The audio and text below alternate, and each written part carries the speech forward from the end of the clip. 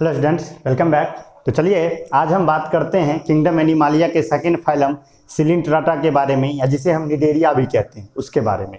जैसा कि आप जानते हैं कि हम लोग diversity in living organism study कर रहे थे, जिसमें कि हमने 5 किंगडम सिस्टम ऑफ क्लासिफिकेशन पढ़ना शुरू किया था, जिसमें से आखिरी किंगडम हम स्टडी कर रहे थे जो कि था किंगडम एनिमालिया। किंगडम एनिमालिया में हमें 11 फाइलम्स टोटल स्टडी करने हैं, जिनमें से हमने पहला फाइलम पोरीफेरा स्टडी कर लिया था और आज का हमारा टॉपिक है फाइलम सिलिंट्राटा या निडेरिया। तो चलिए स्टडी करना शुरू करते हैं। होप आप सभी घर में होंगे, स्वस्थ होंगे। तो सिलिंट्राटा, सबसे पहले मैंने कहा था कोई भी फाइलम होता है तो उसका नाम वही फाइलम, मतलब जैसे सिलिंट्राटा है तो उसका नाम सिलिंट्राटा ही क्यों है, या निडेरिया उसका नाम क्यों है। तो देखिए इसका रीजन है, नोट में लिखा हुआ है, घबराइए मत, बस सुनने पर कंसंट्रेट कीजिए, नोट पढ़िएगा, सारी बातें फिर से आ जाएंगी। तो अभी बस सुनना है आपको ध्यान से पूरा लेक्चर, तो पूरे लेक्चर को ध्यान से सुनिए। नोट का लिंक अवेलेबल है, फिर नोट डाउनलोड करके लिख लीजिएगा, सारी बातें क्लियर हो जाएंगी। और जो भी डॉट्स होगा वो नेक्स्ट दिन जो लाइव क्लास होगा उसमें आप पूछ सकते हैं।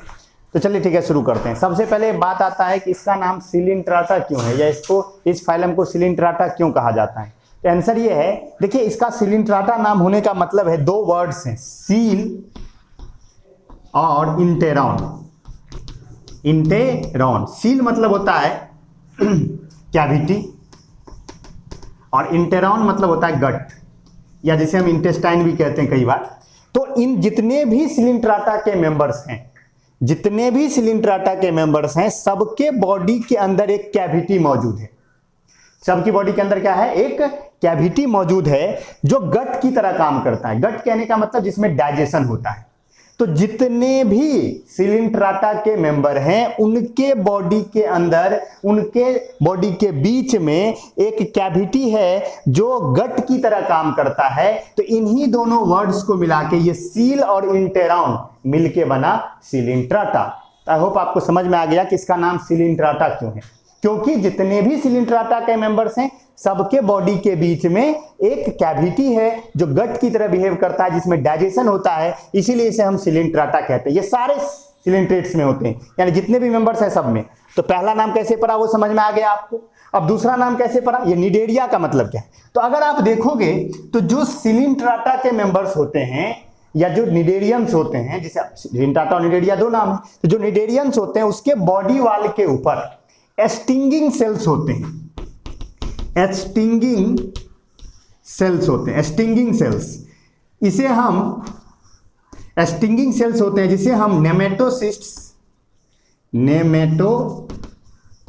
कहते हैं, या नहीं तो इसे आप कह सकते हो, या तो नेमेटोसिस्ट कह सकते हो, या आप इसे कह सकते हो नीडोब्लास्ट। ये स्टिंगिंग सेल्स होते हैं। स्टिंगिंग सेल्स मतलब ये ऐसे सेल्स होते हैं जो 3 कामों में मदद करते हैं। अगर आप देखोगे तो ये निडेरियंस को 3 वर्क में हेल्प करते हैं। पहला है एंकरेज में, दूसरा है डिफेंस में, और तीसरा है फूड कैप्चरिंग में।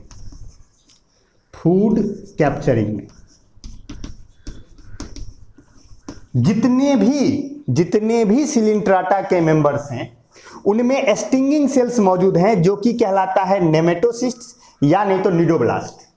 ये स्टिंगिंग सेल्स होते हैं, ये करते क्या है, एंकरेज का मतलब हुआ कि ये किसी सॉलिड सपोर्ट से उसे होल्ड करके रखते हैं। देखिए अभी आप जो पढ़ना शुरू करेंगे इसके कैरेक्टरिस्टिक को, तो आप ये देखोगे कि इसके 2 फॉर्म्स है, एक पॉलिप फॉर्म और एक मेड्यूसा फॉर्म। सिलिंट्राटेट्स के जो पॉलिप फॉर्म है वो सेसाइल होते हैं, यानी कि वो मूव नहीं कर सकते, एक सॉलिड सपोर्ट से अटैच रहते हैं। तो पॉलिप को एक सॉलिड सपोर्ट से अटैच करने के लिए हेल्प करता है कौन, स्टिंगिंग सेल्स। समझ गए। तो स्टिंगिंग सेल्स एंकरेज में हेल्प कर सकता है, डिफेंस में हेल्प कर सकता है। डिफेंस में कैसे हेल्प करेगा, तो स्टिंगिंग सेल्स के पास टॉक्सिन्स होते हैं। तो जब भी सिलिंट्रेट्स को ऐसा लगेगा या सिलिंट्राटा के मेंबर को ऐसा लगेगा कि मेरे अगल बगल में कोई मेरा दुश्मन आ गया, तो वो क्या करेगा, अपने स्टिंगिंग सेल्स को बाहर निकालेगा और उसके बॉडी में चुभा देगा। तो और उसमें उस स्टिंगिंग सेल्स के अंदर टॉक्सिन्स मौजूद होते हैं। जो टॉक्सिन क्या करेगा, उस दुश्मन को क्या करेगा, दर्द पहुंचाएगा और वो कुछ देर के लिए पैरालाइज हो जाएगा। जो इसके सेल्स के अंदर, स्टिंगिंग सेल्स के अंदर जो टॉक्सिन्स होते हैं उनमें पैरालाइज करने की कैपेसिटी होती है। तो वो कुछ देर के लिए क्या करेगा, उसके दुश्मन को पैरालाइज कर देगा। पैरालाइज करने का मतलब कुछ देर तक मूव नहीं कर पाएगा और इतने देर में वो क्या होगा, वहां से भाग जाएगा। कौन? सिलिंट्राटा के मेंबर। तो डिफेंस में भी हेल्प किया, अब फूड कैप्चरिंग में भी। देखिए ये जो है कार्निवोरस है, जो सिलिंट्रेट्स हैं वो कार्निवोरस है। You know carnivorous, herbivorous, carnivorous, omnivorous. There are 3 types of food habits. Herbivorous वो हुआ जो सिर्फ प्लांट्स या प्लांट मटेरियल्स लेते हैं, कार्निवोरस जो सिर्फ एनिमल्स को खाते हैं, और ओमनिवोरस मतलब हुआ जो दोनों चलता है। तो जो सिलिंट्रेट्स के मेंबर हैं वो कार्निवोरस हैं।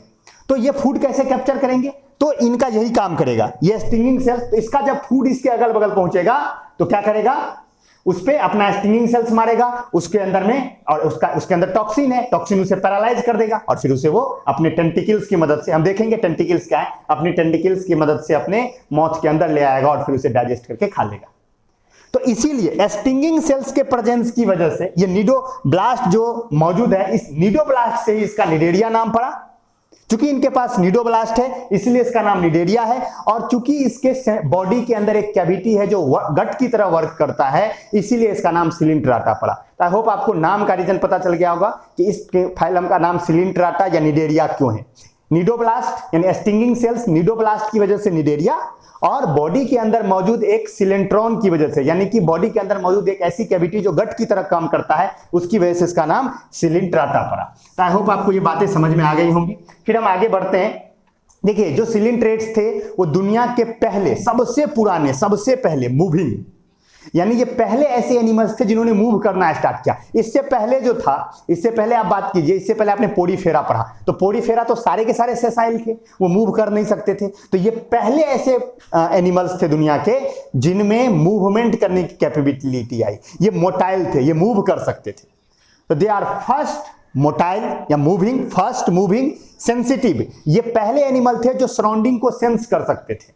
जो पोडीफेरा थे उनमें नर्वस सिस्टम मौजूद नहीं था, उनमें कोई सेंसिटिविटी नहीं थी। पहली बार सेंसिटिविटी डेवलप हुआ किसमें? सिलिंट्रेट्स में। तो ये पहले मोटाइल, पहले सेंसिटिव, और पहले हंटिंग मतलब शिकार करने वाले। कार्निवोरस है तो शिकार तो करेगा ही। तो ये आपसे अगर कोई पूछे दुनिया के फर्स्ट मूविंग एनिमल्स, आप कहोगे सिलिंट्रेट्स या निडेरियंस। आपसे कोई पूछेगा दुनिया के फर्स्ट सेंसिटिव एनिमल्स, तो आप कहोगे सिलिंट्रेट्स या निडेरियंस। कहेगा दुनिया का पहला हंटिंग एनिमल्स, तो आप आंसर दोगे सिलिंट्रेट्स या निडेरियंस। तो ये दुनिया के पहले मूविंग, सेंसिटिव और हंटिंग एनिमल्स थे। चलिए अब इसके कैरेक्टरिस्टिक्स की बात करना शुरू करते हैं। ऑल एक्वेटिक, यानी इसके जितने भी मेंबर्स हैं, जितने भी निडेरियंस हैं, जितने भी सिलिंट्रेट्स हैं, वो सारे के सारे पानी के अंदर पाए जाएंगे। मोस्ट ऑफ द मेंबर्स जो इसके होंगे, मोस्टली ये मैराइन होगा। मोस्टली क्या होगा? मैराइन होगा। और अगर मोस्टली मैराइन हो तो कुछ मेंबर्स क्या होंगे? फ्यू फ्रेश वाटर, कुछ ऐसे होंगे जो फ्रेश वाटर में रहेंगे। और अगर आप फ्रेश वाटर वाले का नाम जानना चाहते हैं तो एक नाम याद रखिए, हाइड्रा। हाइड्रा इसका ही मेंबर है, आपने हाइड्रा जरूर सुना होगा जिंदगी में। तो जो हाइड्रा है वो सिलिंट्राटा का मेंबर है और जो फ्रेश वाटर में पाया जाता है। तो इसके जितने भी मेंबर्स हैं, सिलिंट्राटा के जितने भी मेंबर्स हैं, वो सारे के सारे एक्वेटिक हैं, कोई एक्सेप्शन नहीं है। इसका कोई भी मेंबर आपको लैंड पे नहीं मिलेगा। सारे एनिमल्स एक्वेटिक हैं, मोस्टली मैराइन हैं, सारे के सारे समुद्र में हैं, कुछ फ्रेश वाटर में रहते हैं। चलिए आगे बढ़ते हैं, इसके हैबिट की बात करते हैं। तो इनके 2 तरह के फॉर्म होते हैं। इसके जो सिलिंट्रेट्स हैं उसके कितने तरह के फॉर्म होते हैं? 2 तरह के। इसके कुछ फॉर्म ऐसे होते हैं जिनमें ये सेसाइल होता है। इसके कुछ मेंबर्स ऐसे होते हैं जो सेसाइल होते हैं, और कुछ मेंबर्स ऐसे होते हैं जो मोटाइल होते हैं। सेसाइल कहने का मतलब कि ऐसा मेंबर जो मूव नहीं कर सकता, किसी सॉलिड सपोर्ट से अटैच होगा। आपने पोडीफेरा में पूरा बात किया था सेसाइल के ऊपर। तो ये एक सबस्ट्रेटम से अटैच हो जाएगा, एक हार्ड मटेरियल से या हार्ड सरफेस से अटैच हो जाएगा, तो सेसाइल फॉर्म होगा। सेसाइल फॉर्म को वैसे सिलिंट्रेट जो सेसाइल होते हैं उनके लिए वर्ड यूज किया जाता है पॉलिप। क्या वर्ड यूज किया जाता है? पॉलिप। और जो मोटाइल होंगे, जिनमें मूव करने की कैपेबिलिटी होगी, उन्हें कहा जाएगा मेडुसा। क्या कहा जाएगा? मेडुसा। तो सिलिंट्रेट्स के 2 फॉर्म हैं, पॉलिप फॉर्म और मेडुसा फॉर्म। पॉलिप सुनते ही आप समझ जाओगे कि ये ऐसे फॉर्म हैं जो मूव नहीं कर सकते, जो सेसाइल हैं, जो किसी सॉलिड सपोर्ट से अटैच होंगे। और मेडुसा सुनते ही आप समझोगे कि ये मोटाइल फॉर्म है। ये क्या है? मोटाइल फॉर्म है। अगर आप पॉलिप को देखोगे तो पॉलिप को आप देख के पहचान सकते हैं। जो पॉलिप होता है वो सिलेंड्रिकल होता है। जो पॉलिप होता है वो क्या होता है? सिलेंड्रिकल होता है। देखने में कैसा होगा? सिलेंड्रिकल होगा। हाइड्रा का आप फिगर याद कीजिए, देखने में सिलेंड्रिकल होता है, मतलब वो पॉलिप है। और मोटाइल जो होगा वो अम्ब्रेला लाइक होगा। क्या होगा? अम्ब्रेला लाइक होगा। आप जेलीफिश अगर कभी जिंदगी में देखे हो तो आपको पता होगा जेलीफिश सिलिंट्राटा के ही मेंबर्स हैं और वो अम्ब्रेला लाइक होता है। अगर आप देखे हो कभी समुद्र में ऐसे ऐसे ऐसे ऐसे पीछे की ओर निकलते रहता है और आगे बढ़ते रहता है जेलीफिश। अगर आप चाहो तो गूगल करके देख सकते हो जेलीफिश का फोटो। तो ये जो जेलीफिश मेड्यूसा है, समझ गए बात। तो यह इसके दो फॉर्म्स है, polyform and medusa form. Polyform वो हुआ जो सेसाइल होगा, ठीक है, और मेड्यूसा फॉर्म वो होगा जो मोटाइल होगा। अब आप कहोगे सर कोई स्पीसीज हमेशा पॉलिप ही रहता है, हमेशा मेड्यूसा ही रहता है? तो मोस्ट ऑफ द केसेज में ऐसा होता है कि जो सिलिंट्रेट्स होते हैं, जो पॉलिप होते हैं, वो जीवन भर पॉलिप रह जाते हैं, और जो मेड्यूसा है वो जीवन भर मेड्यूसा ही रहते हैं। लेकिन कुछ ऐसे भी केसेज हैं जहां पर पॉलिप मेड्यूसा को प्रोड्यूस करता है। कुछ ऐसे भी केसेज हैं जब पॉलिप मेड्यूसा को प्रोड्यूस करता है, और ऐसा कब होगा? रिप्रोडक्शन के समय। कई ऐसे सिलिंट्रेट्स हैं जो जीवन भर पॉलिप के फॉर्म में रहते हैं, जिंदगी बिताते हैं पॉलिप के फॉर्म में, लेकिन जब उसे रिप्रोड्यूस करना होता है तो वो मेड्यूसा प्रोड्यूस करते हैं। और वो मेड्यूसा प्रोड्यूस होता है पॉलिप से। क्या बना? मैंने क्या कहा? पॉलिप जिंदगी बिता रहा है, पॉलिप किसको बनाया? मेड्यूसा को। किसके लिए? रिप्रोडक्शन के लिए। और ये मेड्यूसा फिर रिप्रोड्यूस करके क्या बना देगा? पॉलिप बना देगा। जो उसका फर्टिलाइजेशन होगा, उसके बाद जो लार्वा बनेगा, वो लार्वा फिर किसके रूप में डेवलप हो जाएगा? पॉलिप के फॉर्म में डेवलप हो जाएगा। तो ऐसा भी होता है। तो कुछ कुछ ऐसे होते हैं जिनमें पॉलीमॉर्फिज्म होता है, ऐसे हम कहते हैं पॉलीमॉर्फिज्म। वैसे स्पीसीज जो अपने एक ही जिंदगी में अलग अलग फॉर्म्स दिखाते हैं, उसे हम पॉलीमॉर्फिज्म कहते हैं। तो कई ऐसे सिलिंट्रेट्स हैं जिनमें पॉलीमॉर्फिज्म प्रेजेंट होता है, यानी कि वो स्टार्टिंग अपने जीवन के शुरुआती समय में, जब उन्हें रिप्रोड्यूस नहीं करना है, जब उनको ग्रो करना है, तो वो पॉलिप फॉर्म में है, और जब रिप्रोड्यूस करना है तो वो मेड्यूसा फॉर्म में हो जाएंगे। तो पॉलिप मेड्यूसा, आप ये दो वर्ड तो आप समझ गए होंगे। Sessile coelenterates polyp and motile coelenterates medusa. इतना समझ गए आप तो आपके लेवल पे बहुत ज्यादा है। पॉलिप मेड्यूसा का यही मतलब है। चलिए आगे बढ़ जाते हैं। आई होप आपको ये सारी बातें समझ में आ गई होंगी। नोट में सारी बातें लिखी हुई हैं, कोई दिक्कत नहीं है, ठीक है। अब अगर बात करें आप तो इसके ऑर्गेनाइजेशन की बात करें, बॉडी के ऑर्गेनाइजेशन की बात करें तो tissue level organisation. Tissue level organisation कहने का मतलब कि इनके बॉडी के अंदर डिवीजन ऑफ लेबर हो चुका है, सेल्स टिश्यू में कन्वर्ट हो चुकी है, लेकिन वो ऑर्गेन या ऑर्गन सिस्टम में कन्वर्ट नहीं हुआ। टिश्यू लेवल ऑर्गेनाइजेशन है, यानी सेल टिश्यू बन चुकी है, सेल्स टिश्यू में कन्वर्ट हो चुकी है, तो टिश्यू लेवल ऑर्गेनाइजेशन। नेक्स्ट अगर बात करें तो टिश्यू लेवल ऑर्गेनाइजेशन समझ में आ गया होगा। अब नेक्स्ट बात करें तो ये डिप्लोब्लास्टिक है। डिप्लोब्लास्टिक कहने का मतलब जो इनका एम्ब्रियो है उनमें दो ही जर्म लेयर्स हैं। कौन कौन? Ectoderm and endoderm. Mesoderm is absent. Diploblastic सुनते ही आपके मन में आ जाना चाहिए कि इनके बॉडी के अंदर, इनके एम्ब्रियो के लेवल पर क्या है? दो ही जर्म लेयर्स हैं। First is ectoderm and second is endoderm. और जो इक्टोडर्म एंड इंडोडर्म, ये आपको याद रखना है, इक्टोडर्म एंड इंडोडर्म दो ही होगा। मेजोडर्म इनमें क्या होगा? एब्सेंट होगा। हाँ, इनका जो इक्टोडर्म और इंडोडर्म होता है उनके बीच में एक ए सेलुलर मटेरियल होता है। ए सेलुलर मटेरियल कहने का मतलब जिसमें सेल तो नहीं होता है, वो सेल के द्वारा सिक्रेटेड होता है। तो इधर इक्टोडर्म है, इधर मान लो इक्टोडर्म है, और इधर मान लो इंडोडर्म है, और बीच में एक मटेरियल मौजूद है। ये मटेरियल सेल्स नहीं है, ये कोई मटेरियल हो सकता है सेल के द्वारा सिक्रेटेड मटेरियल। इसे हम मेजोगिलिया कहते हैं। हायर क्लास में इसे आप पढ़ोगे, इसे हम मेजोगिलिया कहते हैं। लेकिन ये मेजोडर्म नहीं है, ये मेजोगिलिया कहलाता है, लेकिन ये मेजोडर्म नहीं है। क्यों? क्योंकि ये सेल है ही नहीं, ये तो मटेरियल है। समझ रहे हो ना बात? ये एक मटेरियल है जो दोनों को अटैच करके रखा है, इसे मेजोगिलिया कहते हैं। आप याद रखना चाहो रखो, नहीं याद रखना चाहो मत रखो। आप इतना याद रखो, ये डिप्लोब्लास्टिक है, इनके एम्ब्रियो के लेवल पे दो ही चीजें हैं, ectoderm and endoderm. Ectoderm and endoderm, मैं इसे लिख देता हूं, इसे आप चाहो तो याद रख सकते हो, मेजोगिलिया, इसे हम कहते हैं मेजोगिलिया। और ये इक्टोडर्म, ये इंडोडर्म बीच में मौजूद होता है। ये इक्टोडर्म बाद में एपिडर्मिस बनाएगा। जब ये ऑर्गेनिज्म बड़ा होगा तो ये इक्टोडर्म के सेल्स एपिडर्मिस बनाएंगे, यानी बॉडी का अपर लेयर बनाएगा। और जो ये इंडोडर्म है, ये गैस्ट्रोडर्मिस बनाएगा। क्या बनाएगा? गैस्ट्रोडर्मिस बनाएगा। तो यानी आप ये भी कह सकते हो कि जो सिलिंट्रेट्स हैं उनके बॉडी के अंदर दो तरह के, बॉडी में दो लेयर्स हैं, एक है एपिडर्मिस और एक है गैस्ट्रोडर्मिस। एपिडर्मिस बॉडी का आउटर कवरिंग बना रहा है, और गैस्ट्रोडर्मिस जो बीच वाला कैविटी है, जो मैंने बताया ना, उसके बीच में एक सिलिंट्रॉन होता है, इसलिए तो इसका नाम सिलिंट्राटा पड़ा था। तो जो इसके बीच वाला जो स्पेस है, जो कैविटी है, उसका सरफेस बनाने का काम कौन करेगा? गैस्ट्रोडर्मिस।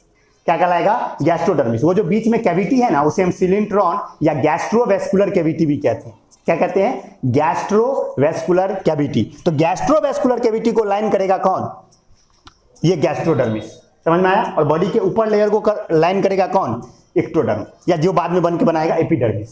तो बॉडी में दो लेयर्स हैं, एपिडर्मिस और गैस्ट्रोडर्मिस। आई होप आपको ये समझ में आ गया होगा, नोट में सारी बातें लिखी हुई हैं। चलिए आगे बढ़ते हैं। नेक्स्ट बात है डिप्लोब्लास्टिक, आपको समझ में आ गया। अच्छा, अब आपके दिमाग में आ रहा होगा सर बॉडी के अंदर कैविटी है तो क्या वो सीलोम है?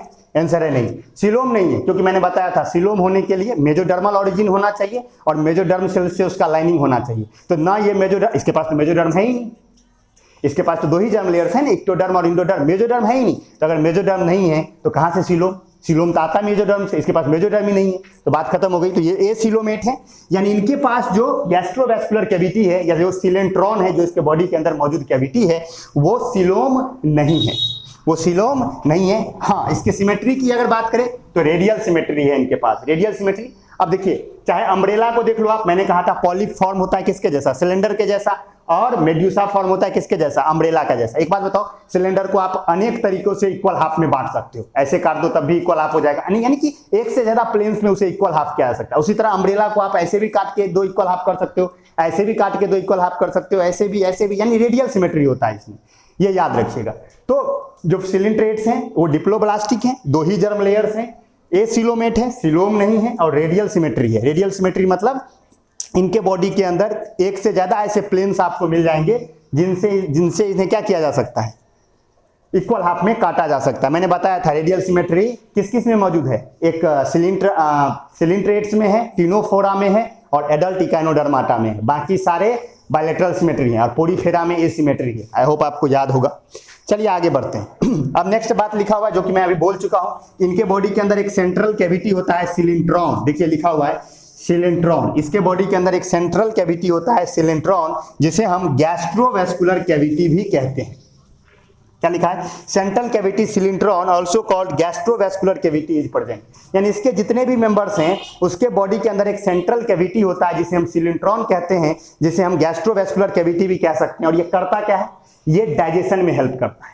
ये क्या करता है? डाइजेशन में हेल्प करता है। मैंने बताया था सील और इंट्रॉन, इंट्रॉन का मतलब ये होता है गट, जो डाइजेशन में हेल्प करे, तो ये डाइजेशन में हेल्प करता है। समझ गए? हम पूरा इसका प्रोसेस समझाएंगे कि कैसे होता है, थोड़ा सा और हम आगे बढ़ जाए। इसके बाद लिखा है hypostome present surrounded by tentacles. क्या मतलब है इसका? जो इसका गैस्ट्रोवैस्कुलर कैविटी है, यानी जो बीच वाला इसका सेंट्रल कैविटी है, अगर आप इसका डायग्राम में थोड़ा सा बनाने की कोशिश करूं, ये आई होप आप स्क्रीनशॉट लेते चलिएगा अगर आपको कुछ इसमें से जहां जो मैं लिख रहा हूं उसके लिए, अगर आपको बाद में देखना है तो अगर आप देखोगे, अगर ये मान लो कि सिलेंडर है ऐसा, और ये इसका मान लो कि बॉडी अंदर वाला कैविटी है, ये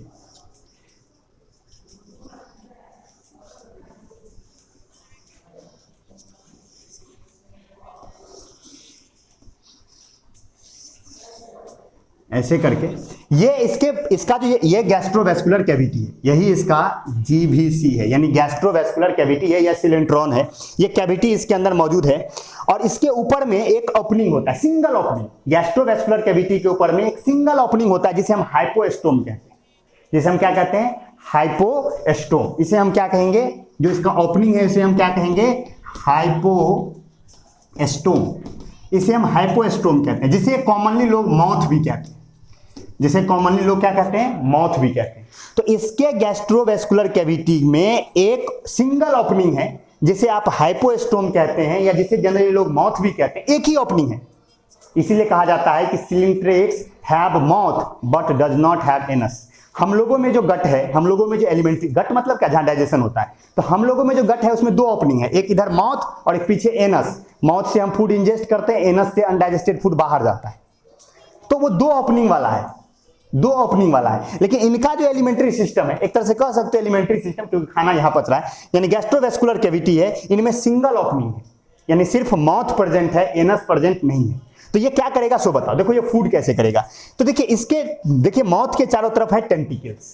माउथ के चारों तरफ क्या है? टेंटिकल्स। और ये टेंटिकल्स फ्लेक्सिबल होते हैं, यानी ये टेंटिकल्स ऐसे ऐसे मूव कर सकते हैं। सिलेंडर होते हैं, यानी पतले पतले होते हैं। सिलेंडर मतलब पतले पतले होते हैं, और फ्लेक्सिबल होते हैं, यानी ये मूव कर सकते हैं इधर उधर। और इनके ऊपर में मौजूद होता है वो स्टिंगिंग सेल्स, यानी कि निडोब्लास्ट।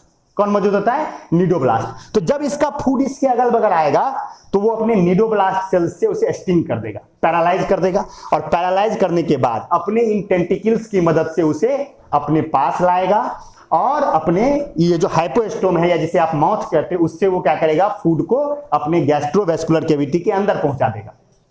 समझ गए? तो फूड अंदर आ गया। अब क्या होगा, इस गैस्ट्रोवेस्कुलर कैविटी के अंदर उस फूड का डाइजेशन स्टार्ट होगा।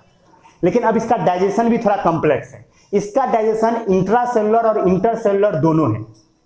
इंटरसेलुलर मतलब क्या, गट में भी कुछ डाइजेशन होगा, पार्शियली इसका फूड इस गट में पचेगा यानी गैस्ट्रोवेस्कुलर कैविटी में पचेगा, और थोड़ा पचने के बाद वो फूड चला जाएगा कहां, सेल के अंदर, और सेल के अंदर उसका कंप्लीट डाइजेशन होगा। यानी पहले इंटरसेलुलर डाइजेशन हुआ, गट में डाइजेशन हुआ, पार्शियली इंटरसेलुलर, और फिर उसके बाद फूड को सेल के अंदर ले जाया गया यानी इंट्रासेलुलर किया गया। इंट्रासेलुलर डाइजेशन हुआ यानी कि सेल के अंदर डाइजेशन क्या हो गया, कंप्लीट हो गया। इसीलिए इनके डाइजेशन को लिखा जाता है पार्शियली इंटरसेलुलर, पार्शियली इंट्रासेलुलर, यानी थोड़ा सेल के बाहर थोड़ा सेल के अंदर, थोड़ा गट में थोड़ा सेल के अंदर। तो आई होप आपको ये समझ में आया होगा, इसका पूरा डाइजेशन का प्रोसेस आई होप आपको समझ में आया होगा। तो इनके पास माउथ होता है, एनस नहीं होता है, सिंगल ओपनिंग होती है जिसे हम माउथ कहते हैं, या इसे हम हाइपोस्टोम भी कह सकते हैं। हाइपोस्टोम या जो माउथ है वो चारों तरफ से फ्लेक्सिबल टेंटिकल्स से घिरा हुआ होता है, जो इसे मदद करता है किसमें, फूड कैप्चरिंग में। कैसे, वो समझ में आ गया होगा आपको। तो डाइजेशन का पूरा समझ में आ गया। अब अगर बात करें तो देखिए मैं क्या बोल रहा हूं, जब इनको पता चलता है कि मेरे चारों तरफ फूड आया, पता चलता है, इट मींस ये सेंस कर सकता है।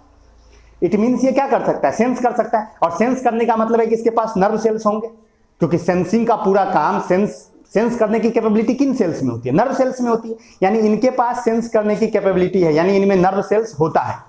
तो इनका नर्व सेल्स कैसा होता है, तो इनके नर्वस सिस्टम की अगर बात करें, जो इसका सेंसिंग का सिस्टम है वो बड़ा ही सिंपल होता है, कुछ नहीं होता, एक नर्व नेट होता है। यानी इसके पूरे बॉडी के अंदर नर्व सेल्स का एक नेटवर्क होता है जिसे हम नर्व नेट कहते हैं। सिंपल है, ब्रेन उरेन कुछ नहीं है, मतलब ना ब्रेन है, ये है वो है, कुछ नहीं है। इसके नर्वस सिस्टम को अगर आप देखोगे तो सिंपल इसके पूरे बॉडी में नर्व सेल्स फैले हुए हैं, नर्व सेल्स चारों तरफ मौजूद है, नर्व नेट उससे बनता है। क्या बनता है, नर्व नेट। और वो नर्व नेट इसको सेंस करने में मदद करता है अपने सराउंडिंग को, और रिस्पॉन्स जनरेट करता है, यानी कि क्या रिस्पॉन्स करना है उसको भी जनरेट करता है। जैसे मान लो कि इसको पता चला कि मेरे चारों तरफ कुछ मेरा दुश्मन आ गया, तो डिफेंस करना है इसको, ये अपने स्टिंगिंग सेल से न्यूरोब्लास्ट मारेगा, टॉक्सिन घुसाएगा और भाग जाएगा। मेडुसा है तो भागेगा ना ये, अरे भागेगा कौन, पॉलीफॉर्म थोड़े भाग सकता है, पॉलीफॉर्म तो सेसाइल है, मेडुसा भाग जाएगा, यानी मार के अपना मारा स्टिंगिंग सेल्स और भाग गया। या अगर उसे फूड पता चला कि फूड है मेरा, तो स्टिंग करेगा और आराम से उसे अपने टेंटिकल्स की मदद से अपने माउथ के अंदर घुसा लेगा, यानी कि हाइपोस्टोम के अंदर घुसा लेगा। आई होप आपको ये सारी बातें समझ में आ गई होंगी। अब इनकी अगर बॉडी की बात करें तो इनका बॉडी बड़ा ही सॉफ्ट होता है। बॉडी क्या होता है, सॉफ्ट बॉडी होती है, बॉडी बड़ा ही सॉफ्ट होता है, जिनके ऊपर एक्सोस्केलेटन हो सकता है मिनरल्स का। जिनके ऊपर में क्या होता है, मिनरल्स का एक्सोस्केलेटन हो सकता है। अब देखिए ये मिनरल्स कहां से आएंगे, तो देखो ये एक्वेटिक हैं, जो ये समुद्र के अंदर होते हैं, तो पानी के अंदर जो मिनरल्स होते हैं वो उसके ऊपर में डिपोजिट हो जाते हैं। पानी के अंदर बहुत सारे मिनरल्स हैं ना, तो वो मिनरल्स इसके बॉडी के ऊपर क्या हो जाते हैं, डिपोजिट हो जाते हैं, और इसका एक्सोस्केलेटन फॉर्म करते हैं, जो कि मिनरल्स का होता है मेनली कैल्शियम का। मेनली किसका, कैल्शियम का, कैल्शियम कार्बोनेट हो सकता है, वो एक्सोस्केलेटन बनाएगा। कोरल्स आपने नाम सुना होगा, समुद्र के अंदर कोरल्स पाए जाते हैं, बड़े बड़े लंबे लंबे क्षेत्र में कोरल्स पाए जाते हैं। तो कोरल्स भी किसके मेंबर हैं, सिलिंट्रेट्स के मेंबर होते हैं। कोरल्स क्या होते हैं पता है आपको, बहुत सारे सिलिंट्रेट्स जब कॉलोनी में रहने लगते हैं तो वो कोरल्स फॉर्म करते हैं। बहुत सारे सिलिंट्रेट्स या बहुत सारे निडेरियंस जब कॉलोनी बना के रह रहे हैं, कॉलोनी में रहता है तो वो कोरल्स बनाता है कि एक स्क्वायर वर्ग किलोमीटर का होता है, बड़ा बड़ा कोरल्स होता है। लोग देखने जाते हैं कोरल्स, जिस समय में कोरल्स बाहर आते हैं समुद्र के बाहर, हम लोग के देश में अंडमान निकोबार है, उसके चारों तरफ कोरल्स दिखते हैं, तो लोग देखने जाते हैं, बड़ा ही सुंदर नजारा होता है, वो रंग बिरंगे होते हैं कोरल्स। तो कोरल्स वही एक्सोस्केलेटन उसके ऊपर मौजूद होता है, कोरल्स के ऊपर में एक्सोस्केलेटन मौजूद होता है, और वो कॉलोनीज में रहते हैं। यानी कोरल्स क्या है, अगर आपको इसे पूछे तो आप कहोगे कि ये सिलिंट्रेट्स हैं जो कॉलोनीज में मौजूद है। आई होप आपको कोरल्स क्या है ये भी समझ में आया होगा। इनके ऊपर में इनकी बॉडी सॉफ्ट है, इनकी एक्सोस्केलेटन हो सकती है, एक्सोस्केलेटन वाटर में मौजूद मिनरल्स से बनता है, मेनली कैल्शियम का। और अगर बात करो, लेकिन ये कोरल्स ही सिर्फ कॉलोनीज में रहते हैं, मोस्ट ऑफ द सिलिंट्रेट्स अकेले रहना पसंद करते हैं, यानी कि ये फ्री लिविंग होते हैं। कोरल्स ही एक ऐसा है जो कॉलोनीज में पाए जाते हैं, बाकी सारे के सारे क्या होते हैं, फ्री लिविंग होते हैं, यानी इनको एक दूसरे से कोई खास मतलब होता नहीं, अपना अपना जिंदगी बिताते हैं। लाइक हमारा हाइड्रा भी मान लीजिए, हाइड्रा भी सोलिटरी होता है। सोलिटरी कहने का मतलब अकेले रहना पसंद करता है, वो कॉलोनीज में रहना पसंद नहीं करता है, कॉलोनीज में नहीं रहता है। चलिए, तो सारी बातें आई होप आपको समझ में आ गई होंगी। अब हम इनके रिप्रोडक्शन की बात करते हैं। तो रिप्रोडक्शन इनमें सेक्सुअल और एसेक्सुअल दोनों है। सेक्सुअल रिप्रोडक्शन भी है और एसेक्सुअल रिप्रोडक्शन भी है। सेक्सुअल रिप्रोडक्शन का मतलब क्या, मेल फीमेल अलग अलग होंगे, मेल फीमेल गैमिट्स बनाएंगे, फिर फ्यूजन होगा, फर्टिलाइजेशन होगा, फिर जाइगोट बनेगा, फिर एम्ब्रियो, जो भी बने जिस तरह से होगा। तो सेक्सुअल हो सकता है या एसेक्सुअल हो सकता है। आपने हाइड्रा को तो एसेक्सुअल रिप्रोडक्शन, जब भी आप एसेक्सुअल रिप्रोडक्शन पढ़ते होंगे तो हाइड्रा का एग्जांपल जरूर पढ़ते होंगे, और उसमें आप क्या पढ़ते होंगे, बॉडिंग। बॉडिंग समझाया ही जाता है हाइड्रा की मदद से। तो इनमें एसेक्सुअल रिप्रोडक्शन होता है by the method of bonding. Bonding से हो सकता है, या नहीं तो फ्रेगमेंटेशन से हो सकता है। यानी तो क्या हो सकता है, फ्रेगमेंटेशन से, यानी कि जो स्पीसीज होगा बड़ा होने के बाद उसके टुकड़े हो जाएंगे और हर एक टुकड़ा एक नए ऑर्गेनिज्म को जन्म दे देगा, तो वो हो जाएगा फ्रेगमेंटेशन। इनमें रीजनरेशन पावर भी होता है, हाइड्रा में भी रीजनरेशन पावर होता है। आप एक हाइड्रा को काट के फेंक दीजिए, दोनों टुकड़ा नया हाइड्रा बन जाएगा। इनमें रीजनरेशन पावर भी होता है। तो इनमें रिप्रोडक्शन सेक्सुअल भी हो सकता है, एसेक्सुअल भी हो सकता है। अब अगर बात करें कि रिप्रोडक्शन, अब देखिए इसके दो फॉर्म है, पॉलिप फॉर्म और मेड्यूसा फॉर्म। तो अगर एसेक्सुअल रिप्रोडक्शन कर रहा है तब तो कोई बात ही नहीं है, भूल जाओ सारी चीजें। अगर सेक्सुअल रिप्रोडक्शन कर रहा है तो ध्यान से सुनना, अगर पॉलिप फॉर्म में सेक्सुअल रिप्रोडक्शन कर रहा है, ध्यान से सुनिएगा, अगर पॉलिप फॉर्म में सेक्सुअल रिप्रोडक्शन कर रहा है, यानी कि मेड्यूसा नहीं आ रहा है, पॉलिप ही सेक्सुअल रिप्रोडक्शन कर रहा है, तो पॉलिप हर्माफ्रोडाइट होगा। पॉलिप क्या होगा, हर्माफ्रोडाइट होगा। यानी एक ही पॉलिप के अंदर मेल गैमिट भी बनेंगे, फीमेल गैमिट भी बनेंगे, फिर उनका फर्टिलाइजेशन होकर सारा काम हो जाएगा।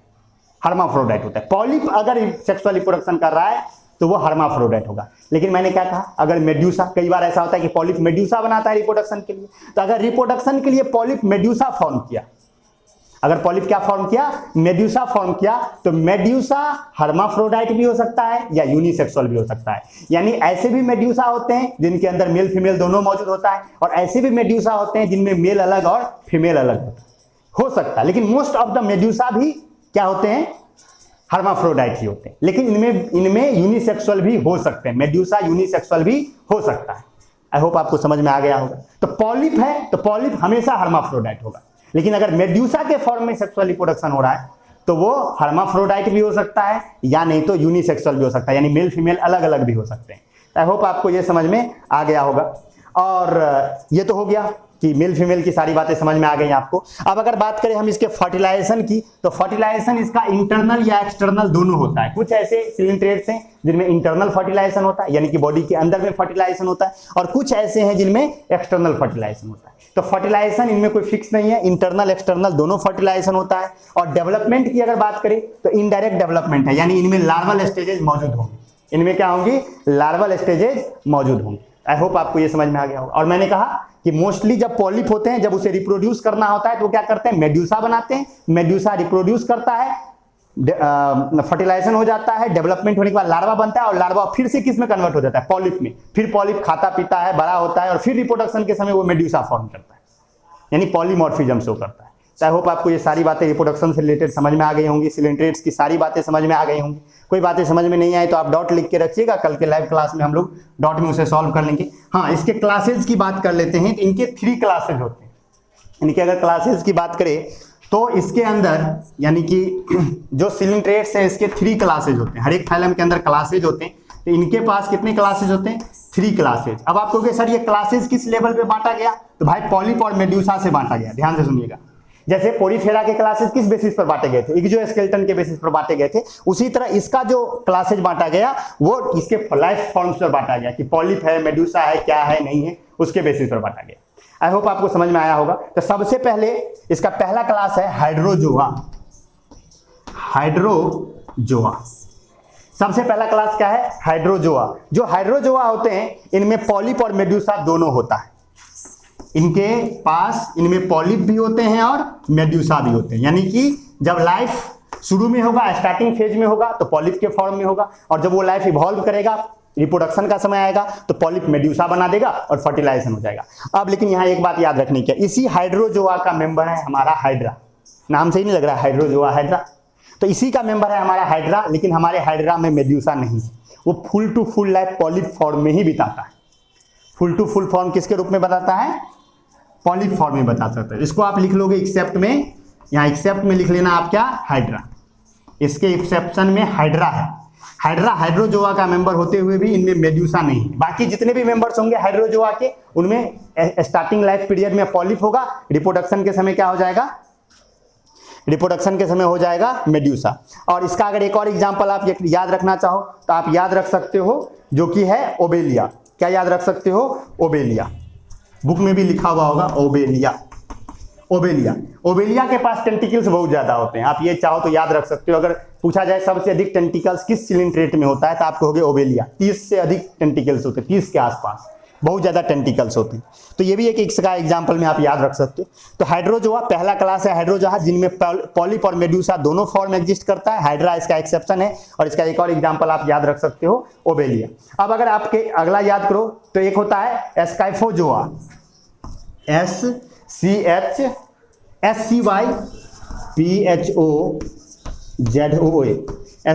एस्काइफोजोआ। This is the second class. इनमें अगर एस्काइफोजोआ को देखोगे तो इनमें पॉलिप एब्सेंट होता है। इनमें पॉलिप एब्सेंट होता है। कहने का मतलब क्या हुआ? मेड्यूसा ही पाया जाएगा सिर्फ, इनमें पॉलिप नहीं है। इसके जिंदगी में पॉलिप फॉर्म नहीं है। अगर है भी तो बहुत छोटे से समय के लिए, या तो रिड्यूस्ड है या नहीं है। आप यही मान के चलिए कि पॉलिप नहीं है। अगर पॉलिप नहीं है तो किसके मेंबर हो जाएंगे? एस्काइफोजोआ के। और अभी मैंने तुरंत कहा जो जेलीफिश, हमने अभी तुरंत बताया कि जेलीफिश किस फॉर्म में पाया जाता है? जेलीफिश मेड्यूसा के फॉर्म में पाया जाता है। तो जेलीफिश किसका एग्जांपल हो जाएगा? इसी का। इसका एग्जांपल, जेलीफिश का साइंटिफिक नेम है ऑरेलिया। ऑरेलिया, जिसे हम कहते हैं जेलीफिश। भाई ये मत सोचना कि ये फिश है, ये ट्रू फिश नहीं है। ट्रू फिश तो पाइसेज में होगा ना, इसके नाम में फिश लगा हुआ है, ये फिश है। ये फिश नहीं है। जेलीफिश सच में सिलिंट्रेट का मेंबर है, लेकिन इन्हें जेलीफिश कहा जाता है। अम्ब्रेला लाइक होता है उनका। और ये इसका बायोलॉजिकल नेम है ऑरेलिया। क्या नाम है? ऑरेलिया। तो आप ये भी याद रख सकते हो। तो scyphozoa first class is hydrozoa which have both polyp and medusa form, and second is scyphozoa which has only medusa form, polyp absent, and second is anthozoa. Third is anthozoa. तीसरा क्लास क्या है? Anthozoa. अब एक बात बताओ, आप खुद बोल सकते, इसमें क्या एब्सेंट होगा? मेड्यूसा एब्सेंट होगा। इसमें क्या एब्सेंट होगा? Medusa absent. यानी इसके लाइफ में मेनली क्या होगा? पॉलिप फॉर्म होगा। मेनली क्या होगा? पॉलिप फॉर्म होगा। और याद रखिएगा, जितने भी कोरल्स हैं, मैंने अभी तुरंत बताया सिलिंट्रेट कोरल्स बनाते हैं, जितने भी कोरल्स हैं वो एंथोजोआ के मेंबर है। किसके मेंबर है? एंथोजोआ के। ठीक है। आप इसका अगर याद ही रखना चाहते हो तो एक एग्जाम्पल लिख लो, कोरेलियम। बस कोरल बनता है और कोरेलियम समझ गए? तो याद रख सकते हो आप। तो आई होप आपको सारा का सारा फाइलम सिलिंट्राटा समझ में आया होगा। इसका नाम क्यों है? क्योंकि इसके बॉडी के अंदर एक सेंट्रल कैविटी है, गट है, जो कि एक कैविटी है जो कि गट की तरह काम करता है, इसलिए इसका नाम सिलिंट्रेट है। सिलिंट्रॉन वर्ड से आया। और निडेरिया इसलिए क्योंकि इनके पास निडोब्लास्ट हैं। और सारी बातें सारे के सारे एक्वेटिक हैं। दो फॉर्म है, polyp, medusa. Tissue level organisation है, डिप्लोब्लास्टिक है, ये सिलोमेट है, रेडियल सिमेट्री है, सेंट्रल कैविटी मौजूद है जिसे हम सिलिंट्रॉन या गैस्ट्रोवेस्कुलर कैविटी कहते हैं। सिलिंट्रॉन या गैस्ट्रोवेस्कुलर कैविटी का एक सिंगल ओपनिंग है जिसे आप हाइपोस्टोम कहते हो, या जनरली उसे माउथ भी कहा जाता है। एनस इनके अंदर मौजूद नहीं है, यानी गैस्ट्रोवेस्कुलर कैविटी में एक ही ओपनिंग है। उसी होके फूड डाइजेस्ट अंदर भी जाएगा और जो अनडाइजेस्टेड फूड है वो बाहर भी आएगा उसी हाइपोस्टोम से। यानी माउथ और एनस दोनों का काम हाइपोस्टोम ही करेगा। सिंगल ओपनिंग है तो फूड उसी होके आएगा भी और उसी होके उसका अनडाइजेस्टेड फूड बाहर भी जाएगा। तो सिंगल ओपनिंग है। नर्वस नेटवर्क इसके पास मौजूद है, यानी कि नर्वस सिस्टम इसके पास अब डेवलप होना शुरू हो गया। नर्वस सिस्टम ये सेंस कर सकते हैं अपने सराउंडिंग को। और इनके पास सेंसिंग के लिए इनके पास क्या होता है? इनके पास नर्व नेट होता है। और इनके माउथ के चारों तरफ टेंटिकल्स होते हैं जो फूड कैप्चरिंग में इसका मदद करते हैं। सॉफ्ट बॉडी होता है, एक्सोस्केलेटन मिनरल्स का बना हुआ हो सकता है। और इसका डाइजेशन की अगर बात करें तो इसका डाइजेशन इंट्रासेलुलर और इंटरसेलुलर दोनों है। रिस्पायरेशन की अगर बात करो तो ये डायरेक्ट क्या करते हैं? पानी से अपना गैसेस एक्सचेंज कर लेते हैं। रिस्पायरेशन के लिए कोई रिस्पायरेटरी सिस्टम मौजूद नहीं है। एक्सक्रीशन के लिए भी ये डायरेक्ट अपने वाटर्स में अपना एक्सक्रीटरी प्रोडक्ट इवॉल्व कर देते हैं। एक्सक्रीशन का भी कोई बात नहीं है। और इसके ट्रांसपोर्टेशन की अगर बात करो तो डिफ्यूजन के थ्रू ही इनका ट्रांसपोर्टेशन हो जाता है। तो वो सारी बातें। रिप्रोडक्शन पे अगर बात करें तो सेक्सुअल एसेक्सुअल दोनों तरह का रिप्रोडक्शन मौजूद है। फर्टिलाइजेशन इंटरनल या एक्सटर्नल कुछ भी हो सकता है। डेवलपमेंट इनडायरेक्ट है, लार्वल स्टेज पाया जाएगा। 3 क्लासेज हैं, हाइड्रोजोआ, एस्काइफोजोआ, एंथोजोआ। हाइड्रोजोआ वो जिनमें पॉलिप मेड्यूसा दोनों हैं, एस्काइफोजोआ जिनमें पॉलिप एब्सेंट है सिर्फ मेड्यूसा है, और एंथोजोआ वो जिनमें मेड्यूसा एब्सेंट है सिर्फ पॉलिप है, और एंथोजोआ ही कोरल्स बनाते हैं। सबका एक एक एग्जाम्पल याद रखिए। इतनी ही बातें हैं। बुक पढ़ लीजिएगा, ये लेक्चर देख लीजिएगा, नोट लिख लीजिएगा, और जो आपका कंफ्यूजन हो वो कल के लाइव क्लास में हम लोग डिस्कस कर लेंगे। See you soon, bye bye, take care.